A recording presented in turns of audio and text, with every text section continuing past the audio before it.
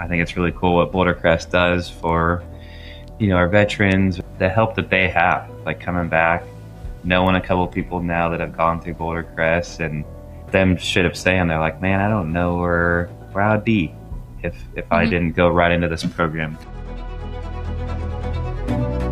You can do this job and be healthy in it. People can actually grow as a result of their struggle. This podcast shares real stories of transformation and explores what it means to live well through life's challenges. Welcome to the Struggle Well podcast. I'm your host, Britt Myers, and today my special guest is Sheldon Creed, and I'm going to read this off the paper so I don't mess it up, who is a driver for the number 00 for Haas Factory Team in the NASCAR O'Reilly Auto Parts Series. So quite the title you have, quite the profession you have, which we'll definitely get into. But separate, we all know you as a driver. Separate from that, I'm just so curious what your life looks like outside of the racetrack and maybe some things that you guys like to do as a family. Yeah, thanks for having me. But yeah, I don't know. Each weekend maybe looks a little different from us away from the racetrack. I have a 2-year-old little boy, just turned 2, and then our other one turns 4 here in a couple months. So we're pretty busy. They're 22 months apart, and they're all boy. So keeping outside busy is always important. Trying to wear them down. Love motorcycles and bicycles and things like that. Try to get them on the boat or on the lake and just keep them busy, because when we're inside, it's chaos. Yeah. Yes. Just trying to keep them from drawing on the walls or whatever they get into. It just seems to be easier if we can keep them busy outside. And I would say our kind of life away from the track evolves around them, and just trying to be active as a family and do all kinds of things.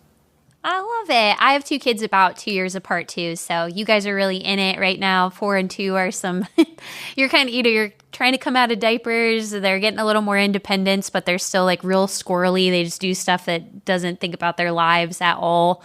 It sounds like you're kind of managing that aspect with 2 boys too.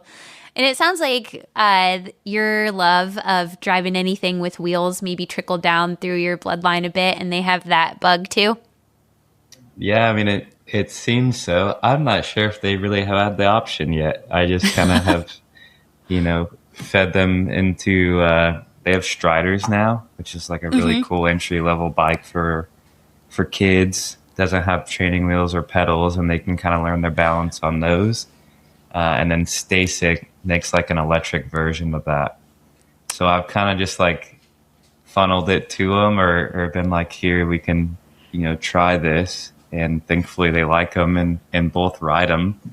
Cause I'm not sure if we played sports, I'd be very good at it, cause I never did. And obviously I've tried to in the past, but just not real great at it. So, I've tried to keep them on 2 wheels or 4 wheels, and thankfully so far they like it and enjoy it. And your wife's on board. She's good.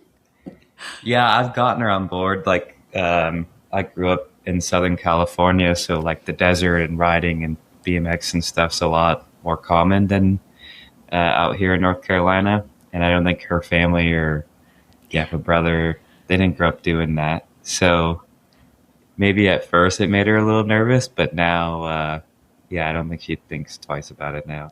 Yeah. I think my in-laws more so. They're like, I hope you're a good teacher. Yeah, scares them a bit. Well, take me back to that, like growing up in Cali, and it sounds like, was BMX sort of your entry point into racing and maybe like alternative sport, or just kind of getting you out on 2 wheels yourself? Or 4, I guess, could be. Yeah, BMX was definitely, how it started for me. I would say I played sports. Like I tried t-ball at, 4 or 5, and did some soccer and played some sports through school. I just never loved it. Like I was okay at it. I would say I was probably the best at soccer, and I did play soccer throughout school just because I thought it was fun. But everything else didn't really, I don't know. I didn't really care to do it. Drive. I'd rather get home from school and I'd go ride my bike, and I had a few ramps at the house, and that was kind of more my thing. And we had 2 BMX tracks there, and I'm from East County, San Diego, so we had Cactus Park, which was really cool. And then we had Kearney Mesa, and then we also had Chula Vista, which was like the Olympic Training Center. So there was 3 places you could like race at during the week growing up. So that was really cool.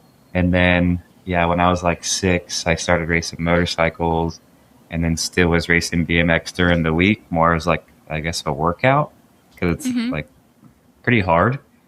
Yeah, and then around 10 is like when I like went to 4 wheels. I like mom and grandma didn't love it. We lost my great uncle to flat track motorcycles when he was 16. So like they never loved the 2 wheels or motorcycles anyway. And then that's kind of how I got started into car racing and off road. And but I was still allowed to ride dirt bikes and bikes, so it didn't like when I was younger, it didn't make sense to me. Like I can still go ride and do all this stuff, but I just can't, race them. I still ride in the off season today. And yeah, just something that I've always loved. That's very cool. Do you have any siblings or anybody else that was going out there with you? I do. I have an older sister. We're 4 years apart, and I wouldn't say she ever loved motorcycles, but she had like a quad, and we go going to like Akatia Wells and Superstition, Glamis, Sand Dunes, if you ever heard of those. So she would like ride the quad, and she raced a little bit, like a BMX, and I think she did some quarter midget stuff, if I remember right. She raced like twice, and I crashed her one of the times. Yeah, as a good brother does. So yeah, I might have cut her career short a little bit. And then she cared more about like cheerleading and stuff. I can relate. But yeah, I mean, yeah, we kind of lived different lives. Like she cheered and I raced, and yeah, when she wasn't cheering, she was at my races, and when I wasn't racing, I was at her cheer events, and those were brutal. Those are tough. Yeah, yeah, that is. As a former cheerleader, I didn't even always want to be there, so I can only imagine the spectators' feelings about it. You could only go to like the Dippin' Dot stand so many times. I felt like. And getting the little Laffy Taffies. My brother would like rip through those mini Laffy Taffies. They always had those at the concession stand, and they have jokes on the other side. And that was like the only thing that kept him entertained. So you guys could commiserate about that someday. Yeah. Yeah. Yeah. It's funny. I'm from rural Ohio, and so we call them 4-wheelers mostly, but same thing as a quad, I'm guessing, right? I'm not like a mechanic, but yeah. Yep. Those always got real dicey. We would do some like sketchy stuff with 4-wheelers. Like I remember one of my closest friends, Andrew Lorenzoni, lived on Lorenzoni Ridge Road. If that tells you anything about where we're at in this part of the country of Ohio. The roads were just all named after whatever family lived there. And it had snowed, and he was like, I have my 4-wheeler, and I attached an old car hood to the back with a chain. And he's like, you guys can just sit on the car hood, and I'll pull you like down the hill. Like we're like sledding basically. Well, terrible idea, because as soon as he would take a turn, the whole entire car hood would slide across this like icy snow, and it pitched us into this creek. We got covered in like red clay, whatever was in this creek. Totally ended our day. And he was going up, he unhitched it, so we thought we'd already kind of dodged this bullet. Like we're like, how did we not like just get killed?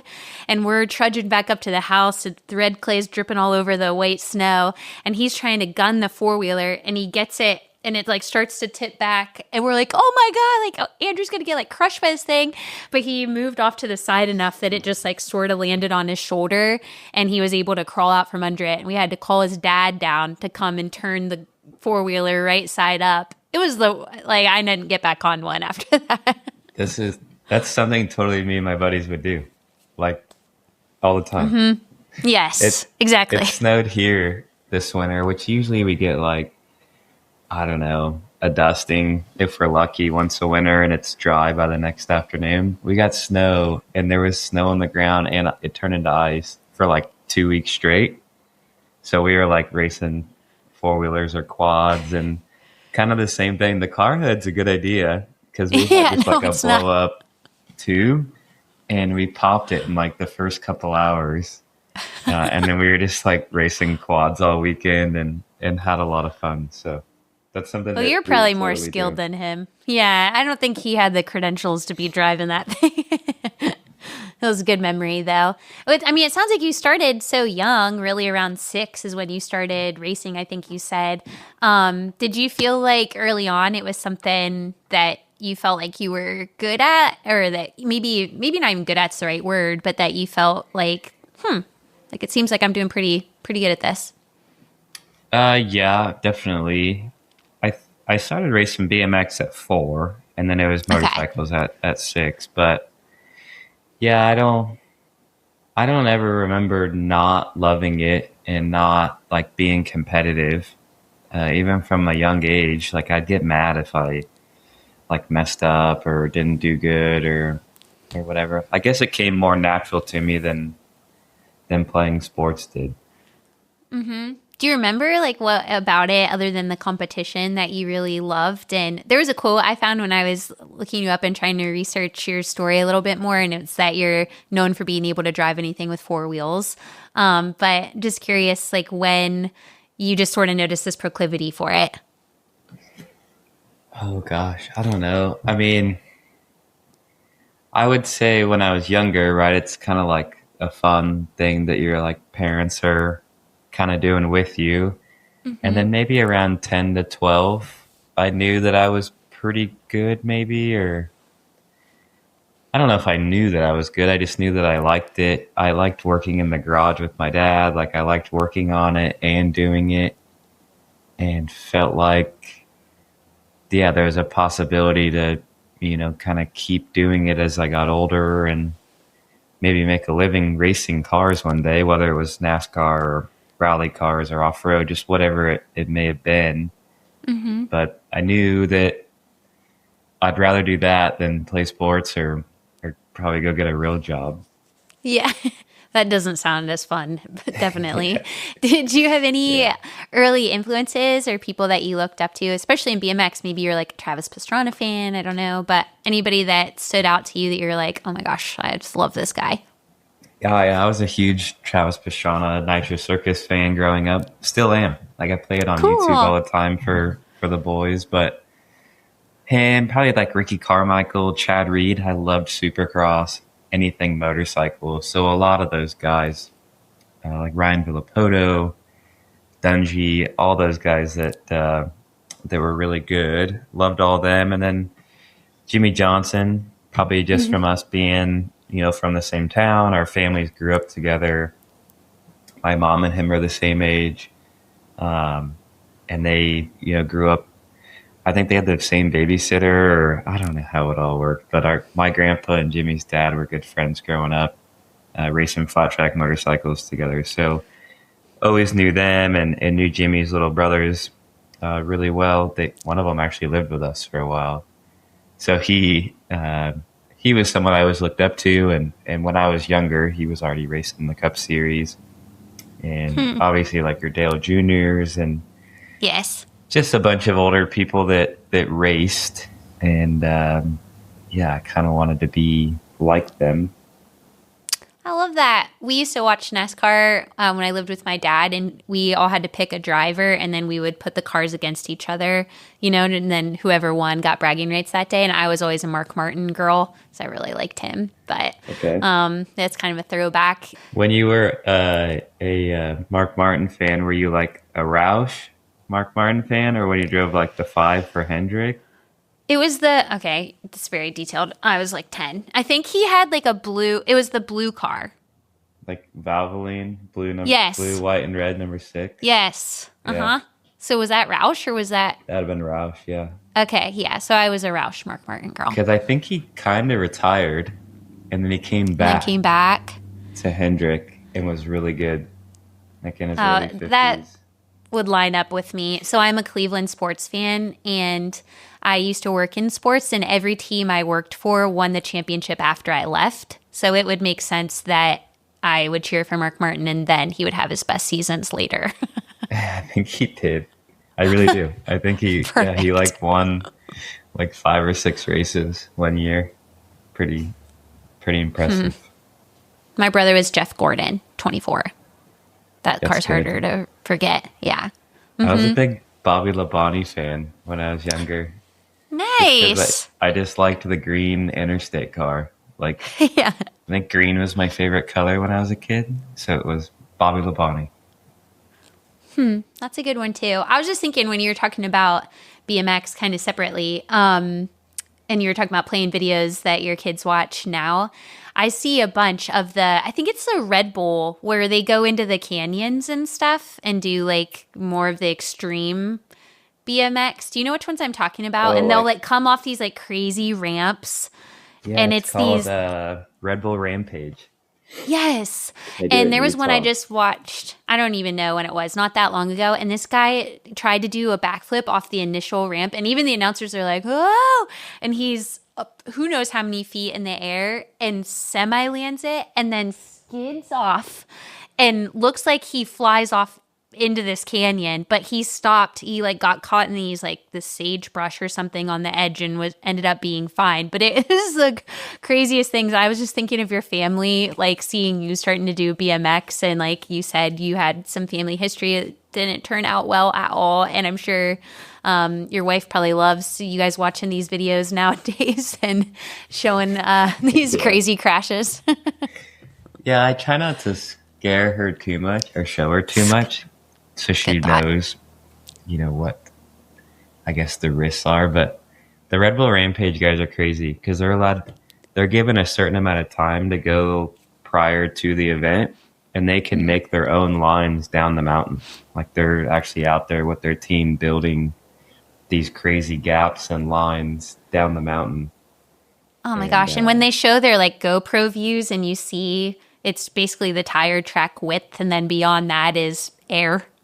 Nothing. Yeah, it's pain. Pain. Exactly. Yeah, those guys are they're a different breed. They're pretty crazy. I think you're all kind of in the same family. It's just different spice, you know? Did you ever have an injury or anything that took you out for a while, or did you end up skating through pretty luckily? Yeah, I've been pretty fortunate. Knock on wood. Yeah, there's been little things. I broke my arm when I was like 12 racing, and that put me out for like 6 weeks ish. I don't know. It's kind of weird. Like I flipped in the truck, and however I was like holding the steering wheel, it just jarred my wrist, and I like kind of fractured both bones. But other than that, I think I broke a thumb one time, and dislocated my shoulder. Other than that, been pretty good over the years. The shoulder was the worst, maybe. Oh, I bet. Just because like the sleep, can't sleep on it. Takes a long time to get it back. That seems like something that would linger, right? Like it would be easy to kind of re-aggravate it. Yeah, it is, and it still like bothers me sometimes. Just sleeping is honestly the worst part. Is just not being able to like roll on it. I think sleeping has gotten harder as I've gotten older. It's bizarre how you can wake up and be hurting after a night of just laying flat. Yeah, or you have your kids come in there and wake you up. One of the two. That too. Yeah, that doesn't help, kicking you all night. Well, when did you get into the car racing side of things, and what kind of led you toward NASCAR? Yeah, I was about nine-ish, I would say. Have you seen like the Supercross, like the Junior Challenge? Like Is that the kids? one that's in the arenas? Yeah, like they race during Supercross, and they do like a KTM Junior Challenge every now and then. They use the electric bikes now, but back then. No, it was I don't think I've seen two-strokes. Anyway, that was like one of my last motorcycle races, and then we got quarter midgets. We quarter midget raced for like a year and a half, and then I don't know if you've met or heard of Alex Bowman. That's kind of how we met them. They were from Arizona, so ended up getting his old cars, raced quarter midgets for a little over a year, and then off-road, like Lucas Oil Off-Road wasn't around yet, but there was Core. So it was like short course off-road. And a guy came out with like a miniature off-road truck. and it like really wasn't meant for kids yet. It was just something that he built in his shop, and then it ended up becoming like a kids class. So then that's kind of how I went from motorcycles to four wheels real quick, and then now to off road, which would fit me. I felt like way better coming from the dirt bike, and really raced off road until I was like 18. I went all the way up through the series. There was trophy carts is what they were called. So it was like junior 1, junior 2, and then a mod cart, which ran a 450 quad motor or four-wheeler motor in it. Wow. Really cool little race car for kids. And then it went to like, there were some buggy classes that you could run, or you could run like a super light. So I ran super light, pro 2, and then there was pro 4, which is like 900 horsepower full wheel drive off-road trucks, which are, you'll have to look it up. If you look up like Lucas Oil off-road, or it's gone through a couple different transitions over the last like 8 to 10 years, but I think it's called, what is it called now? It was Torque, Lucas Oil Off-Road. I think it's called Champ Off-Road now. Okay, I'll look it up. But really cool off-road, and it's just, I wish it could be bigger, but I spent a lot of my time growing up doing that, and then I raced like dwarf cars and some sprint car stuff, some late model stuff here and there, and just kind of dabbled in a bunch of different things. Robbie Gordon Stadium super trucks, those were really cool. Before kind of like transitioning into ARCA, and ARCA is like kind of your entry level of NASCAR series. Okay, that's so interesting because we have a racetrack in next to my town called Midvale, and they do a lot of off-road things. I think it's mostly like stock car, but then they also have those cars where it's like almost entirely a cage. They're really small, like it has roll bars everywhere. I'll have to like to pull up to Midvale Racetrack. It's in Ohio, and a lot of people come in to race there. And it's also the cars that like they look super beat up. Like it reminds me of that scene in Cars where he goes to do some of his training and he races like that school bus. It's kind of like that. Miss Fritter. Yeah, Miss Fritter. Exactly. Cars is on in the house a lot, so I know everybody. Say. Like, what other characters can you name? Cruz Ramirez. It's that one when she's trying to get him back up out of his retirement. Yeah, Cars 3. It's a good one. Did you find it? I think so. Midvale Speedway in Midvale, Ohio. Mm-hmm. It's an asphalt track. Oh, it used to be dirt. It looks like it's asphalt now. Looks like modified street stocks. Maybe street stocks, I think. But they have those other ones that they roll really easily, and it's basically like you can see like the roll bars like right by their window, and then they're like in this little cage, and it just looks like a really boxy little car. Like a sprint car? Look it up. Kinda, but it's not. Yeah, are those the ones that aren't as long? I guess I'm getting confused with the stock car. I don't know the difference. Does it have a wing or no wing? No. Yes, like big ones. Like they have a wing on top of them? Yeah. Yeah, that'd be a sprint car. Here, I'll pull up a photo.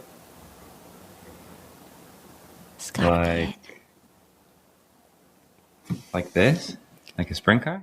Yes. Yeah. Okay. Yeah. Like that. Okay. So it used to be I just didn't know my terminology. Mm-hmm.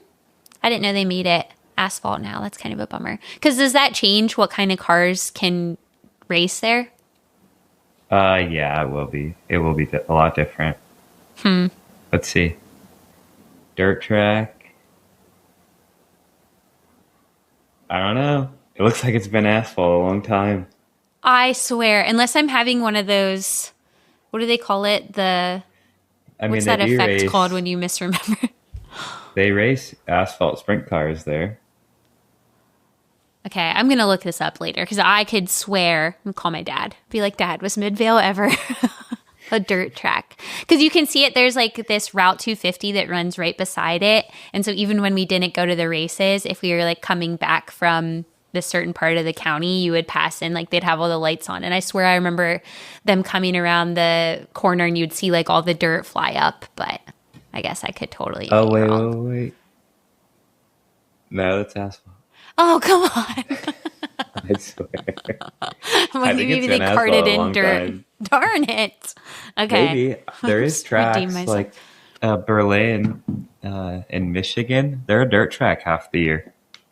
Really? Like yeah, And like then they it's a dirt switch? track at parts of the year, and then it's an asphalt track parts of the year. So maybe it I feel like switches. it's the like Mandela effect when you think it's Fruit Loops spelled Fruit and you find out it's Froot, something like that. That's what's happening right now. I'm just totally misremembering. Dang it. Yeah. Okay, but my question was, how do you just like start finding your way into these vehicles? Like, are you just networking? Are you doing so well at like some races? Like, how are you moving from one discipline to another, I guess? Honestly, my dad and my grandpa, I guess, finding the off road truck. My grandpa went on the quarter midget thing and just came home with two one day, for one for my sister and one for me, because I just think that was something that he thought would be fun to do with us and whatever. Aw. Kind of like your, I guess, like the same as your dad going, coming home with a baseball glove and a baseball. Like, just none of my family played sports. Like, they all liked racing, so it was race cars instead. Um, but yeah, I don't know if it was really networking or necessarily that. It was just, all right, like, we've won in this, pretty good. We're getting older, so let's try to go to the next step and the next step. And then it was progressing pretty quickly, like with short course off road, and kind of, they were developing kid classes.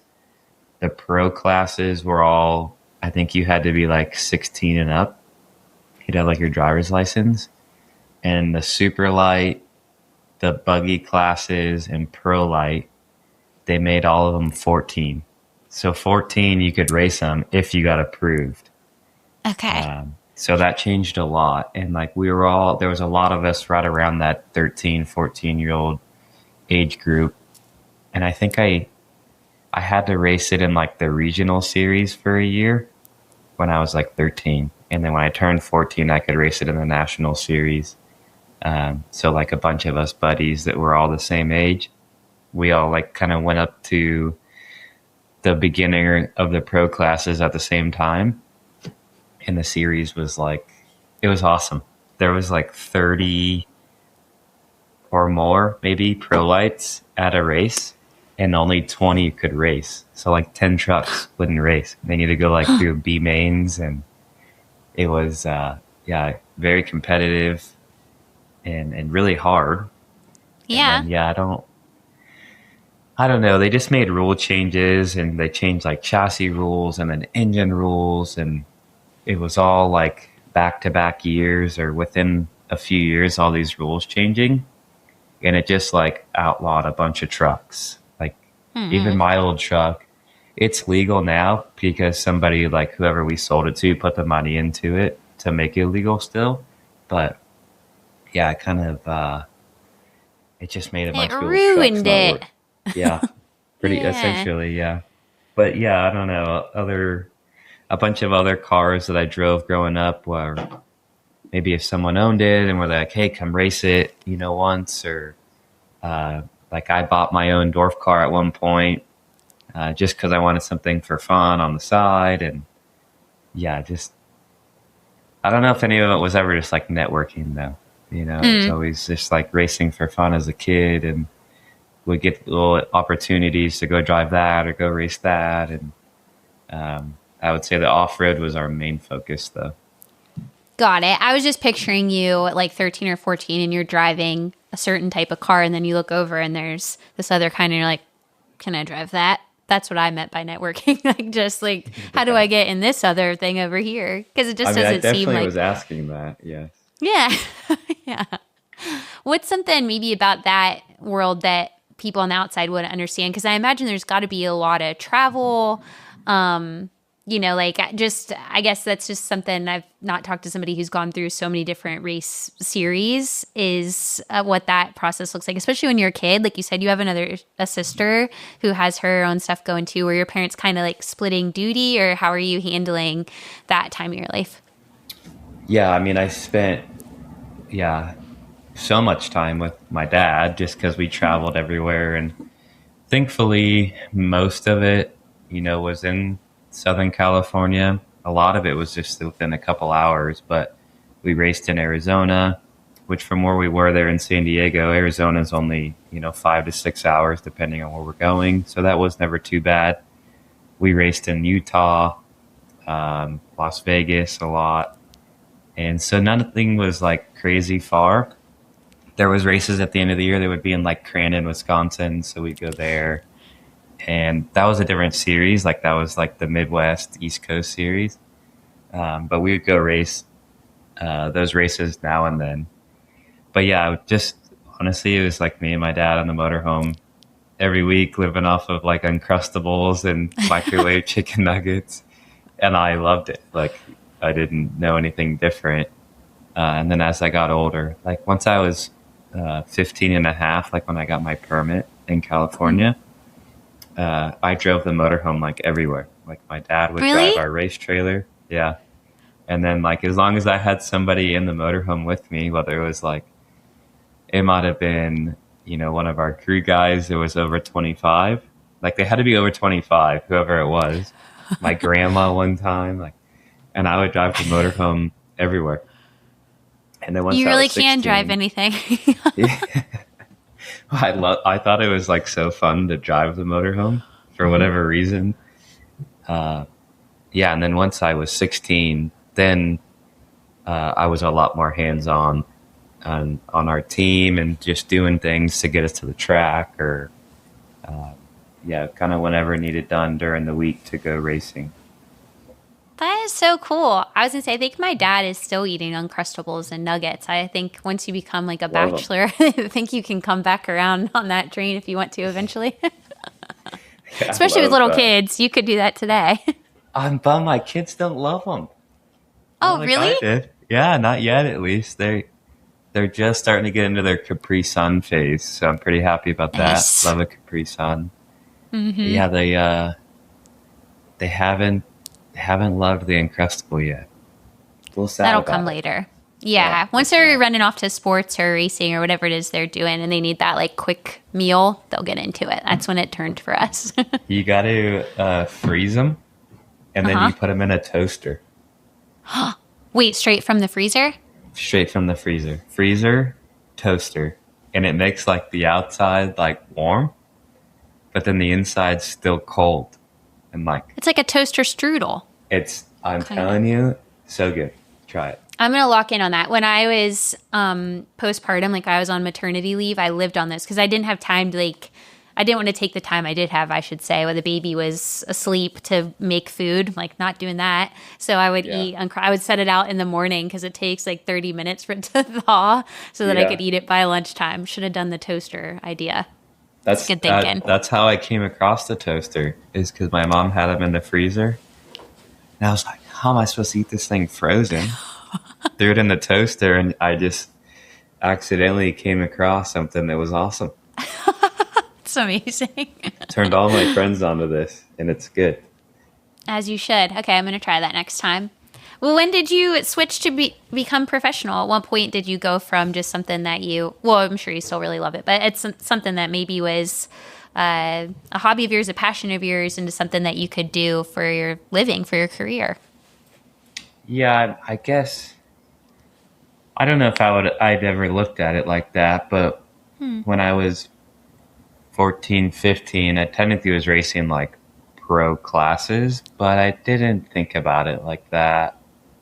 I didn't really think about being maybe like professional race car driver until maybe the truck series or now the O'Reilly series, but I don't know. I don't like to think about it like that. Like How do you think about it?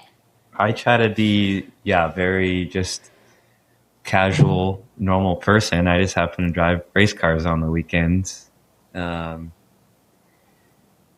don't know. I don't like arrogant people, I guess, or whatever. So I just do my best to not think like that, or just try to be the same as everyone else, or fly under the radar a little bit. That's good perspective. And to be fair, my question was more like, I was just curious if there was a time where it was just like, oh wait, I could do this full time, unless you always knew that you were going to be doing that. I was sort of thinking about the logistical end of like, that's a lot to pour into, like all the travel, and you're doing it with your dad, but maybe there's eventually going to come a time where you're going to try to do it more on your own, and just being able to pay for all that stuff had to be a lot. Yeah, that's what's gotten the hardest part, is like how to fund it all. Like I would say everyone, which is bad, but almost everybody, O'Reilly, like Cup Series, if you're not in the Cup Series, O'Reilly Series, Truck Series, ARCA, like everyone's bringing money, whether they're bringing, their family's helping them, they're bringing sponsor money. Almost everyone's family is having to support in some way so you can play professional race car driver, which is bad in my opinion. But that's the hardest part, is getting the funding, and then like everything behind the scenes away from the racetrack on how to support the race car and get the race car to the track so that you can race. When you're younger, obviously it's a little easier, way cheaper. And it's still expensive. But that's the hardest part for everyone's team, and there's just so many ways for, I think, businesses to promote, like online, social media. There's just so many ways now. So trying to talk them into a race car can be tough sometimes, especially if they don't care for racing. Yeah, I bet that would be difficult. And I was thinking about the struggle aspect, just because that's such a component of the work that we do at Boulder Crest, is that we talk a lot about finding strength after struggle. And the realities are, like, we're all going to go through things in our life like that are really hard for us, and nobody's immune from that there's going to be things that kind of like take you to your knees sometimes. But what can you do to get through that, or to find a way to do it in a healthy way, and to come through like maybe even stronger, to grow from that really hard time? So I'm curious for you, if you've had these moments. I mean, it sounds like, it's been a lot of work, a lot of discipline. You've had really great family support, which is amazing, and you have a heart for it. And this is a passion of yours, something that you've felt has been part of you since the beginning, since you were 4. But if there's been moments where you've had to dig deep, kind of what that's looked like for you, or maybe what you've turned to be able to get through those hard days on the track, or the moments where, you didn't know, like, if you were going to get somebody to buy into the race car idea. Yeah, I mean, in the big scheme of things, it's been, it hasn't been bad, right? But I would say it kind of reality checked me when we started having kids. Because really, when you're a bachelor, you just kind of support yourself, and I didn't need a lot of money, and didn't race for a lot of money. And then, having kids, and then you're supporting others. It kind of reality checked me. I had like a dirt car and some other stuff that I would say blew some money on, just, for fun. And then, I kind of had a rough go when I was at RCR, and I decided to leave, and I went and raced for Joe Gibbs Racing for nothing. Like, I was like, I'm willing to like take this chance and go race for free. And went and did that, and kind of thought like, I can go do 1 year and just put a really good season together, and then I can land on my feet again. And that didn't like necessarily happen how I drew it up. And you start to like stress about bills and little things. But in the big scheme of things, I still got to drive race cars for a living, and not really, I don't have anything to complain about, really. there was stressful times for sure. And I think there's a lot of people in the sport that live through that. But yeah, it could be a lot worse. I always try to like look at the glass half full. Yeah, that's good perspective. I mean, it sounds like for you too, like I was saying, this is just so core to who you are, because you said like you still find time to go and out on non-motorized things, like on to do like BMX or to just like be with your sons. And this is just like who you are. So you're going to have good moments on the track, good moments off the track, but it isn't, I don't know. It's weird because it is part of your identity, but it isn't, I could just see you being successful like regardless of what's happening in your professional career, because you're doing something that you really love to do. Yeah, I don't know what I'll do after racing. I've thought about it some, but I think it'd be cool to like flip houses or go. That would be like, cool. Build. I don't know. I think I would do something with equipment, or I think it'd be fun to like flip houses and do stuff like that after racing. Very Southern California of you. I feel like that's where all the house flipping happens on the shows I watch. Yeah, it seems like Maybe. it just seems like all the like HGTV shows, they're always in California, like flipping them around. Yeah, maybe a good market there. I don't know. I can't believe what some of like my buddies from high school are buying houses for right now. It's crazy. Yes, it really is. I know. I think my dad told us, he bought our house again in like rural Ohio, and this was in the 90s, I think. And it was like $30,000 or like $32,000. And I'm like, wow, like that's like what our Hyundai cost. that I drive the kids to school in, like it's just insane. Yeah. And then we're like, Yeah, it seems like people aren't buying houses as much anymore, like younger generations. We're like, yeah, they're a lot more expensive than they were. Yeah, I mean, just your down payments, crazy. It's hard to save. How do you save up for that? Especially right out of college. What about when you had your kids? Did that change anything for you in terms of how you approached racing? Like, did it, like I don't want to say risk. I'm not saying you're like this risk taker and that changed everything, but maybe even like your sense of purpose, or did it just more change your day-to-day life in this family you were building with your wife and it wasn't impacting you as much on the track? Yeah, I'd say it changed it more than I anticipated. I don't know why I always have this like sense of thinking like it's not going to change anything. Like it's still going to be able to do the same things, what I want type of deal. It's definitely changed. One was easy. I don't know how many you have, but Two. One's easy. And then we had our second one, which we were kind of going for 2 years apart. And I always thought I'd have, 4 kids one day. My sister has 4, and I always grew up loving kids. So I'm like, well, I'll have 3 or 4. And my wife, Cammie, was on board. And then we had 2. We were like, oh, this is a game changer. And then I was like, you know what? We'll get the hang of it. And we'll probably want 3 again. Well, then, yeah, now we're 2 years into 2. Game changer. It is a lot harder. And now we're starting to like get on the fun side of it, I would say. Like they're obviously both pretty hands-on, but they're like starting to like play together and whatnot. And we still like, we'll talk about a third now and then. And I'm like, hey, only if we can guarantee a girl. Like if you could 100% say your third's going to be a girl, I would do it in a heartbeat.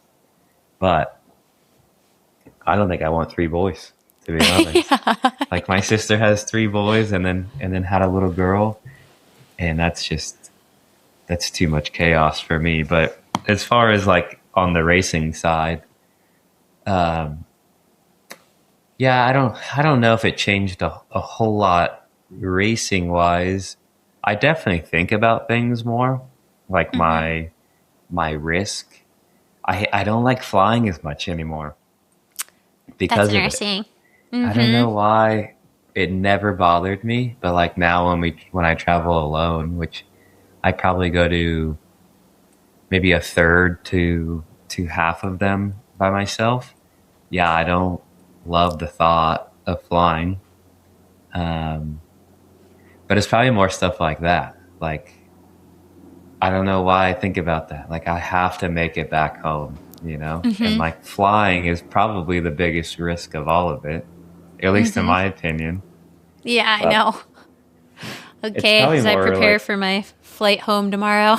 yeah, they're sketchy too. Like can we fly on charter planes that are, they're like older, like CRJ, something that you would like just puddle jump in. But they're like 50 passenger jets that the teams lease, or we don't lease them. There's a company called Victory that we all charter on. So like our two teams will be on it, and then there'll be, one or two other teams that are on the plane with us. There's like 12 of them. So they fly almost the whole garage every week.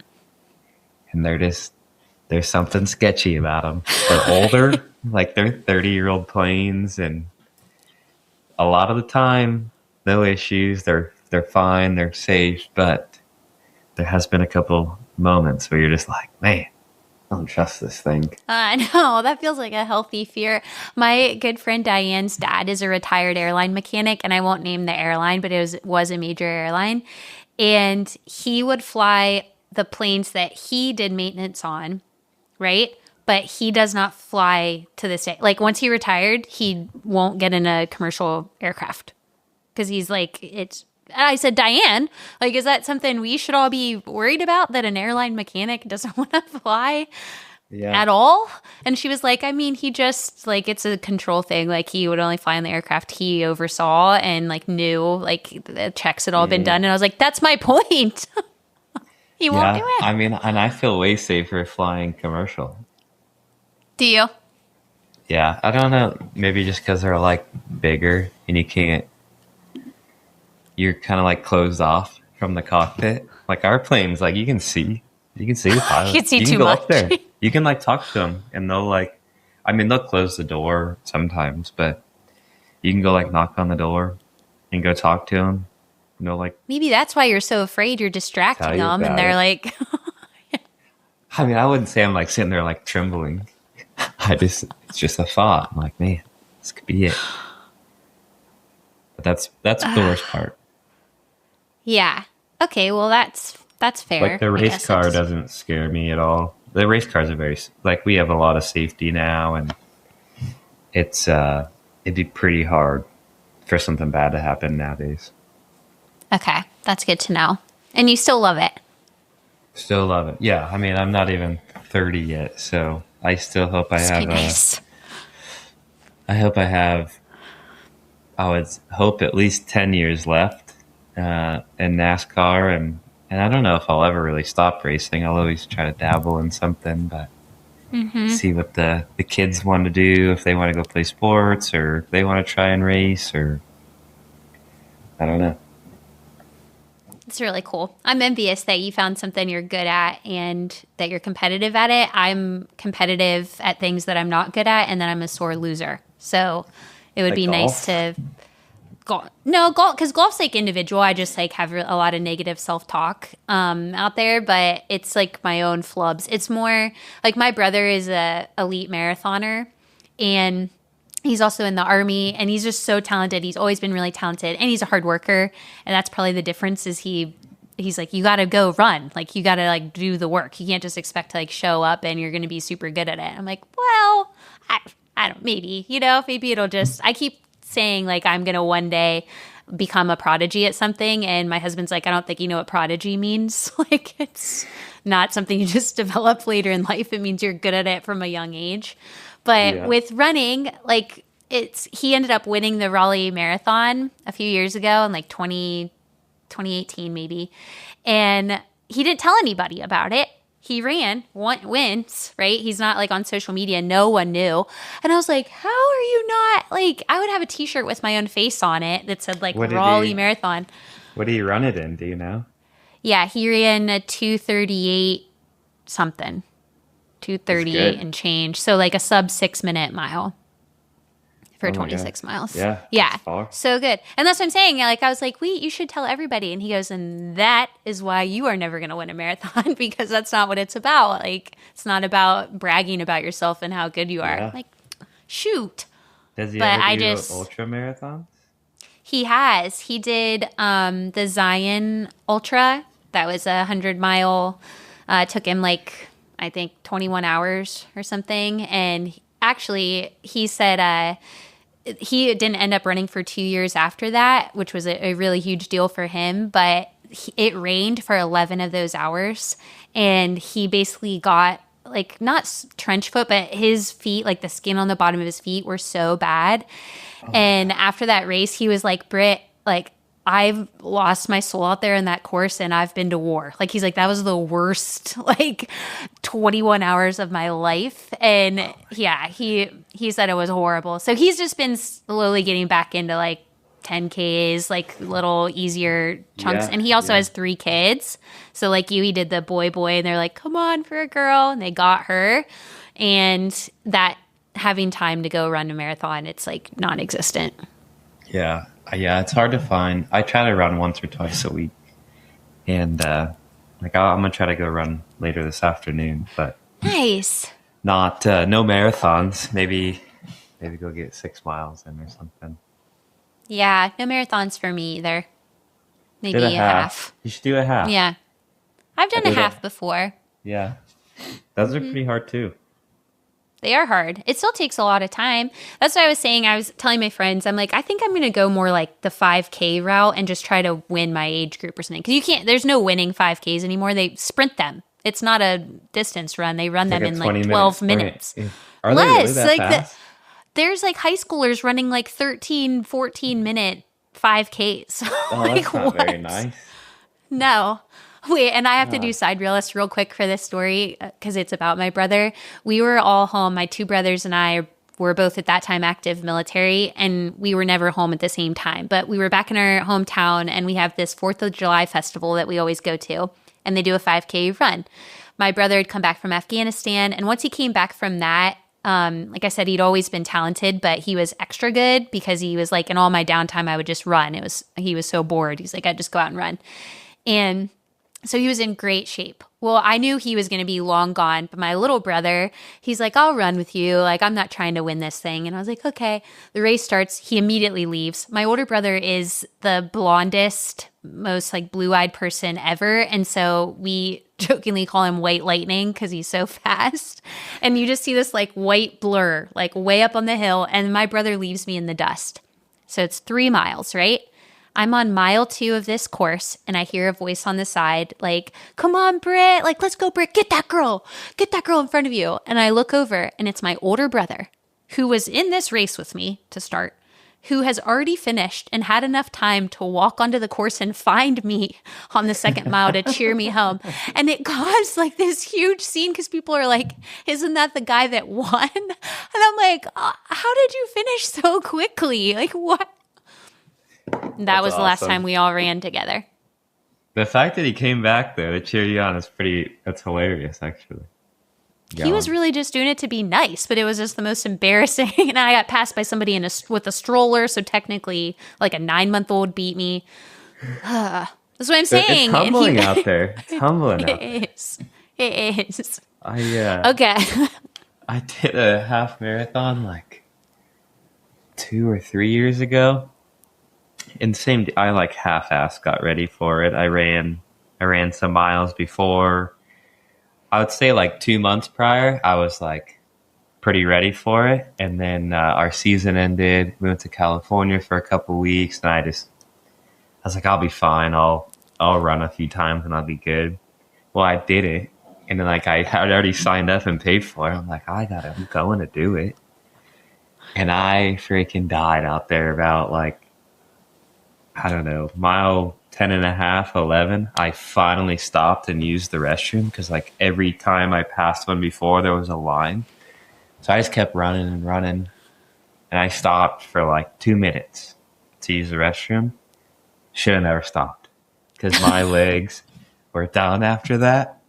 And I was trying to make it in under 2 hours. And I was like right on the cusp of being like pretty close to this. And I, at the end, was just holding on for dear life, like with in the last mile. I shit you not, this old lady, she had to be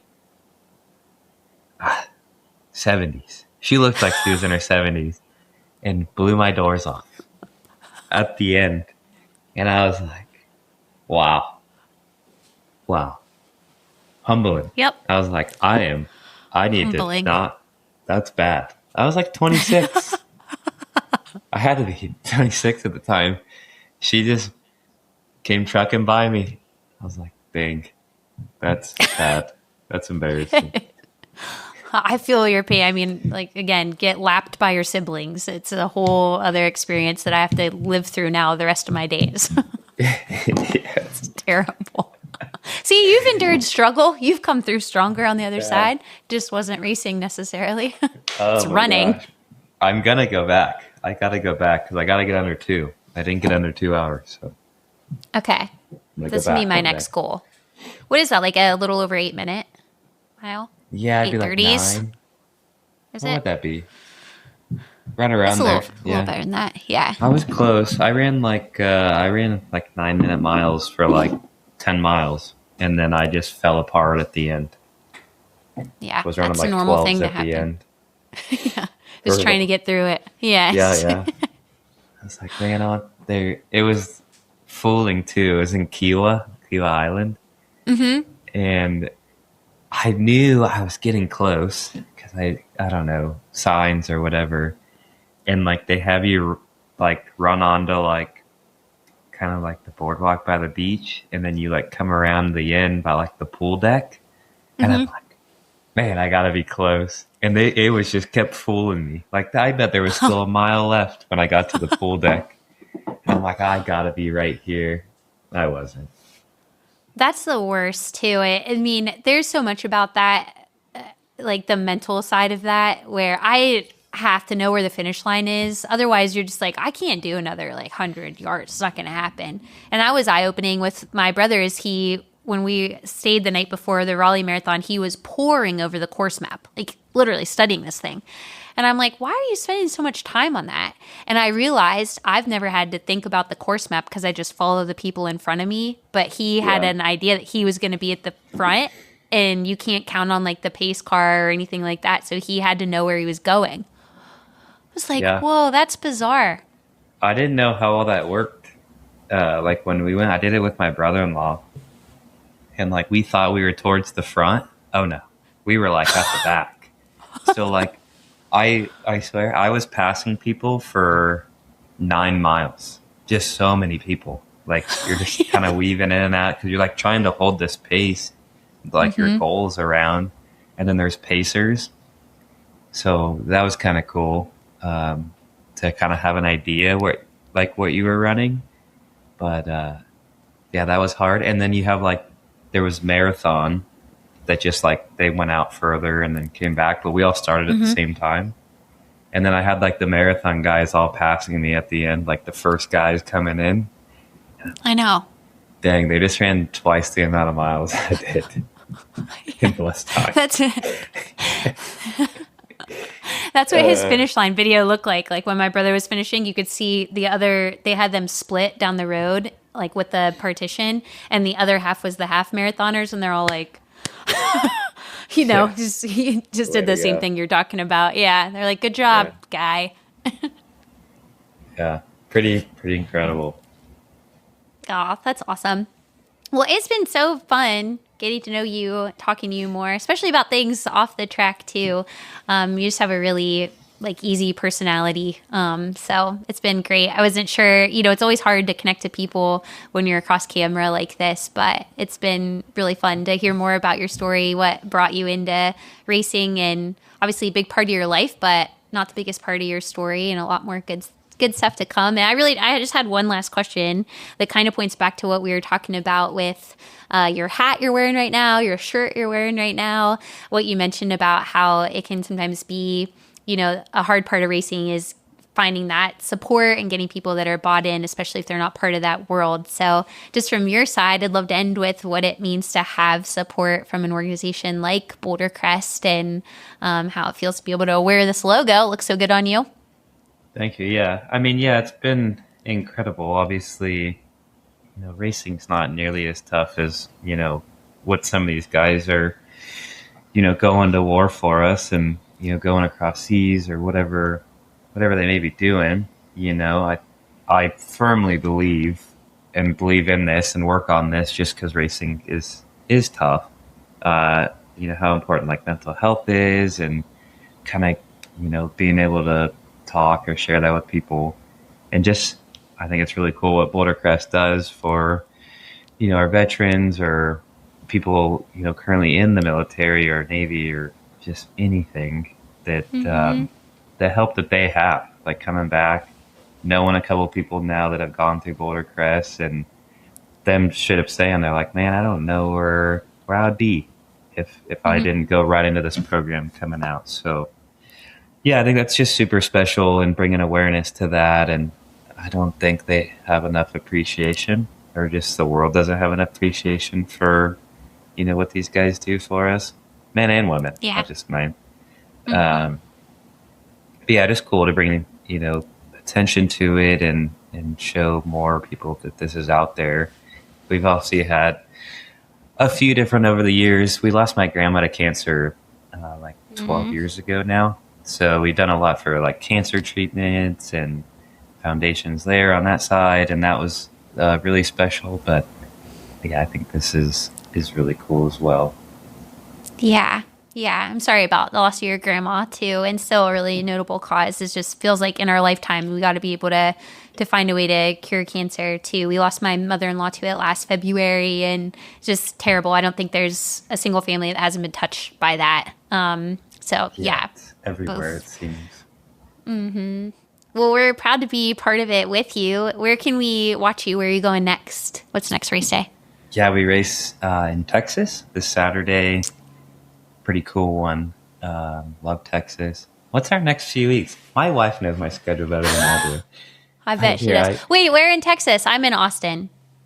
Yeah, we're right there in Dallas. So nice. I think just a couple hours north of you, a few hours. Let's see here. I got this pulled up pretty quick because I was looking at points and stuff earlier this morning. But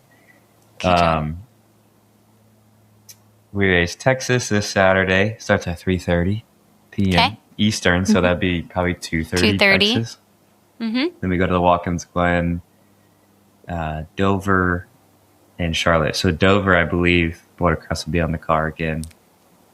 And then Charlotte. Charlotte's a great one as well. That's a big race weekend. Heck yeah. Indy 500 weekend and Coke 600 weekend. But that's the next month, how it looks. Got a lot packed in there. Excited to cheer you on. How are you looking in points? We are second in points right now. So it's been good for you. A strong start to our season. Been consistent, got a win. It's been hard. Been hard to be consistent over the years. But yeah, this year has been a little generous to us, a little more generous to us. Good. Keep riding that. Yeah. Exactly. That's awesome. Well, I have some homework to do after this call. I'm going to look up if Midvale Racetrack ever had dirt. That makes me feel like I'm going crazy. There had to have been like a 6-month period or something. And then you're going to send me a link to that electric. Does it have pedals or is it an electric balance bike, like their feet are on the ground? It's like kind of like a little motorcycle, but it's electric. But it's like a bike, I guess. But yeah, you just put like your feet on like little foot pegs. And there's a lot of cool electric stuff coming out for kids now. It's just not the e-bikes. Though. I don't like e-bikes. Like the Suron? Like the ones that all the teenage kids in my neighborhood have e-bikes and they ride them 35 miles an hour with no helmets, and it's the worst. I don't like it. Surons probably. I mean, this is the I'd say this is the gateway to that. Stay sick. I'll just make my kids wear helmets. That's the difference. Yeah, I mean, we do. Like Yeah. they wear helmets every time. But I'll send you the link to this. These are really cool. And then Lucas Oil Off-Road, or Robbie Gordon Stadium Super Trucks were really, really cool. Yes. We actually raced them on. We raced them on the base in San Diego, like 10 years ago. Very cool. The naval base. Yeah, right there That's in awesome. Coronado. Kind of where the NASCAR Yeah. race is going to be this year. Okay. Sweet. Or All right. So we in have on the our area. agenda. Yeah. Yeah, We have your race in Dallas this Saturday at 2:30 Central, 3:30 Eastern. that's right. And you're chasing who's leading in points. Justin Allgaier. Okay, we're not going to say that name again because it's going to be yours. And then we can all Yep. say Sheldon Creed together. I like that. Love that. Oh, well, it's been a privilege talking to you, and I appreciate you, like I said, opening up not just about race stuff, but letting us in, and me especially, a little more into your personal life and what makes you you. I hope you get an Uncrustable toasted today, maybe some chicken nugs with the kids. Yep. And I feel you on stopping it too, although if you guys go for it, I mean, it's just going man to zone it's a lot. Yeah, I'm pretty content. My wife would Yeah. have to be like, all right, I think we should do it. But yeah, maybe another year. I don't know. Yeah. I can Yeah, be give done. it a little more time. Yeah, and we'll see. Yeah. We'll see how you feel. See where it goes. I don't, yeah, absolutely. Yeah, I appreciate you. And we'll be following the next 4 races, it sounds like. And then is Charlotte the end of the series, the season? No, we're not even halfway yet. We're Oh, my bad. a third of the way. We're 11. Last week was 11 in, and we have 33 total. So we have 5 more weeks, and we get an off week. So pretty excited about that. 16 weeks straight to start the year. It's a lot. Okay, well, I Excited for believe off in you. weekend. Yeah. Exactly. Thank you. It's going to be good stuff, though. You're welcome. Thank Yeah. you for being here, and appreciate all those who've tuned in. I'm sure you have your own fans, followings who are going to be watching this as well. So just so appreciate the support, and we look forward to seeing the Boulder Crest Foundation logo on the car. Like you said, I think that's coming up in Dover. So we'll be excited for that, but we'll be tracking either way. So just rooting you on from afar. And thanks again so much for talking with me. Absolutely. Thank you.